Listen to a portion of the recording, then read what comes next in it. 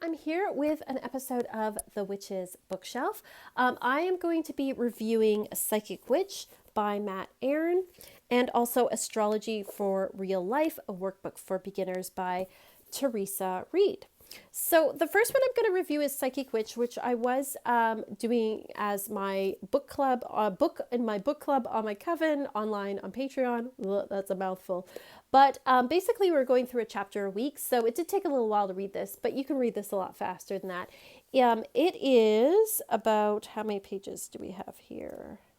It's about 215 pages, so not a giant book. However, this book is packed with information. So I would recommend this to both beginner witches and more seasoned witches alike because it's just packed with information. So first of all, let me just say that aesthetically, the book is beautiful.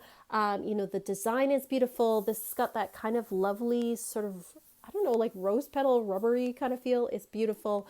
The way the book is designed and laid out is beautiful. You've got these beautiful illustrations. The way it's organized as well. He has a bunch of different sort of, how would you describe it? Like meditation type exercises, energy work type exercises, and they all build on each other. So this is organized and laid out super well. You could even do one of these exercises every week. There's 93, I think, exercises in this book, and you could use it as like your year in a day training if you're new to witchcraft. It would actually give you a really solid foundation for things. Now, I don't do things exactly the same way he does it. That's fine. None of us do. You can always do what works for you, discard the rest is what I always say, because, we're only human. We all do things differently. But I love the way that he has laid out these lessons. So there's, I think there are 15 chapters in here. Each one contains exercises in it. So you can read a chapter and then do the exercises. You could even do like one chapter a month to really work on things. But there's lots of great illustrations in here where he explains things. For example, creating a circuit. He's got some illustrations there. The lessons are really good because he'll talk about kind of what's involved and the theory behind it, and then he'll give you the exercise to do. So it's very well laid out. The writing is easy to follow. It doesn't talk down to you. It doesn't dumb things down, but it also isn't like way academic over your head either. So I think if you are, have like an average reading level, you can easily understand and read this. Again, the illustrations are very helpful to outlining some of his theories and how he views things. So it's a very helpful book. And again, it's not very big. It wouldn't take you a long time to read through, but it is packed with information. And I think that people, if they're working with this, they might want to read the whole thing through and then maybe go through the exercises. I would say take your time with the exercises. Don't rush through this, especially if you're new and you're working on things. And you may find as you work through these exercises that you do them slightly differently. I think this would be a great one to work with as well and make notes so that you kind of develop your own style and way of doing things. I think the content is really good. I think he explains things very, very well, goes into really great detail about, things like how to cleanse your chakras, how to shield yourself, how to cast a circle, opening up your third eye, all of these things, because a lot of these kind of phrases, things like grounding and centering, people talk about but don't always explain, and I think he explains it super duper well. So I was really impressed by this book.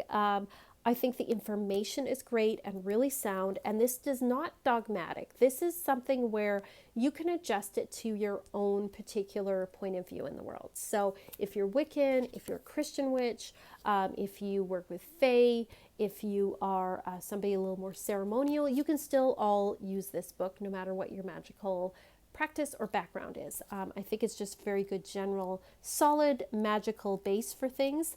I love too that he goes into the different planets. I love that he talks about celestial and terrestrial energy, talks about the elements.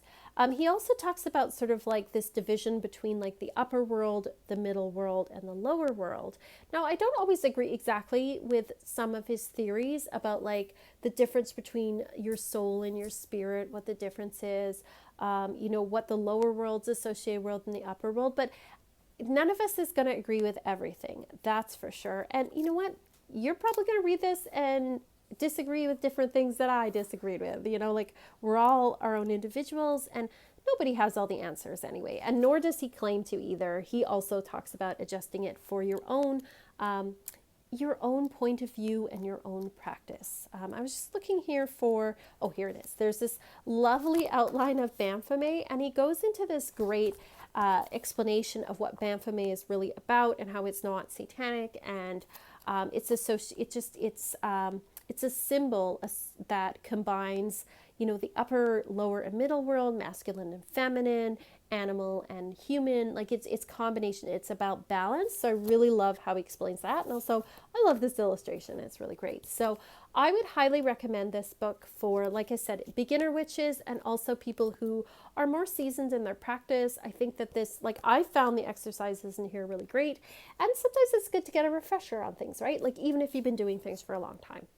So I give this book a solid 4.5 out of 5 because I think it is a really great, really informative book and well written, and just it's a joy to read. So I do highly recommend this book.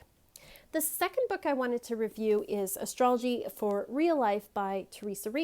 This is a workbook for beginners, so it's a good book for if you are getting into astrology and you're getting past just like the sun sign stuff. You want to learn how to read your birth chart. You want to learn, about the houses, and you want to learn about, what your different planets are beyond your sun sign and aspects.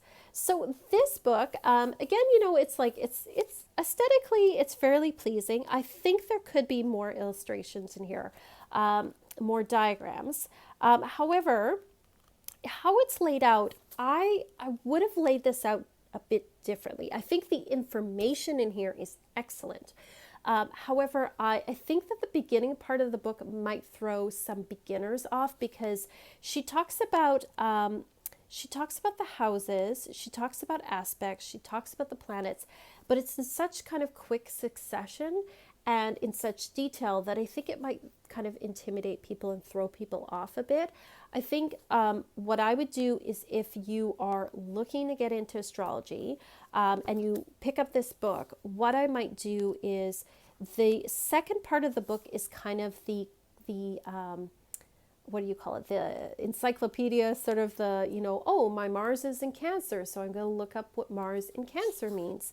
I think that is probably the better way to look at it, and then go back to some of the things about the hemispheres and the aspects, because I think chart patterns, I think look at that stuff first. Look at your planets, what signs they're in, look at your planets and what houses they're in, and then look up all this stuff about aspects and patterns, because I think it could easily get a little overwhelming before you even get into what the things mean.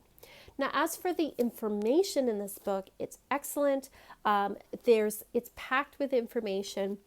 I love the modern take on the different planets in the different signs and the different houses. And I love that she divides it into high vibe and low vibe. So what she's showing you is that the energy can be expressed in various ways.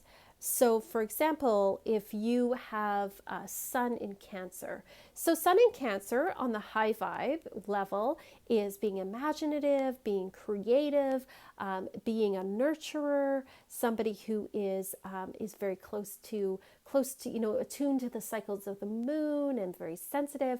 And on the low vibe can make you very moody, we're very withdrawn, a worrier, anxious. And so it's showing you that the energy it's not like one sign is all good and one sign is all bad, or one aspect's all good or all bad. She's showing you the way it can be expressed both positively and negatively, because I think there's this sort of misconstrued bad idea. That's what I'm saying. There's this idea that if you believe in astrology, that means you believe everything's fated and you have no control. No. What astrology shows you is Here are the cards you're dealt. You can play them well or you can play them badly. You can express that energy in a positive way, or you can decide to express it in this most negative form. That's up to you. It also shows you that some things may be harder for you than others. We all have strengths and weaknesses as well, and we have to kind of learn to work with those things. So I do really like this book in that I think it is, the information in here is really good. I think that if you're not scared off by all the stuff at the front with aspects and chart patterns and hemispheres and the asteroids and stuff, I think that you can get a lot out of this book. So don't be intimidated by the first part and all the information. Again, I would have designed it a little bit differently personally, but hey, I'm not the one who wrote this book. And Theresa Reed is amazing. Like I follow her on her podcast. She has Tarot Bites, which is excellent. She also has Astrology Bites, which are these little mini podcasts that tell you about all these little different things. And if you're looking to get into astrology, I would recommend that as well. So I would give this book a solid 3.5 out of 5. I think the information in here is great. I think the way she writes is wonderful. I love the way she talks about like high vibe and low vibe, and she makes this really modern. So it's really accessible to people. I just might have put the first part maybe at the back at the second part, but I mean, hey, what do I know, right? So that's my thoughts about this book, especially if you're a beginner and you're looking to get into your chart and learn a little bit more. Now, the next book I'm going to read, which I hope to have for you on the next Witches Bookshelf, is Sigil Witchery by Laura Tempest Sakroff. I hope I'm pronouncing that correct. And it's about making your own sigils, and it looks super fun and cute, and so I am looking at reading that, and I'll let you know what I think about that. Let me know what you think of these books, if you've read them, what your thoughts are, if they're on your wish list. And just as a reminder, I do have on my Patreon, I do have astrology reports for every week, along with tarot scopes to help you plan your week. And I have readings, private readings for people as well on other levels, if you want to take a look at that. And on my Etsy shop, my featured reading for the month of October 2020 is Past Life Readings. It is priced at 20% off for this month. So let me know what you think of these books. And thank you so much for watching. And thank you to my patrons. You guys are amazing. You're awesome. And a special big shout out to Nathan and Marie. You guys, awesome. Thank you so much for all of your support to everybody and to everybody who comments. You guys are great. And as always, peace and love and love.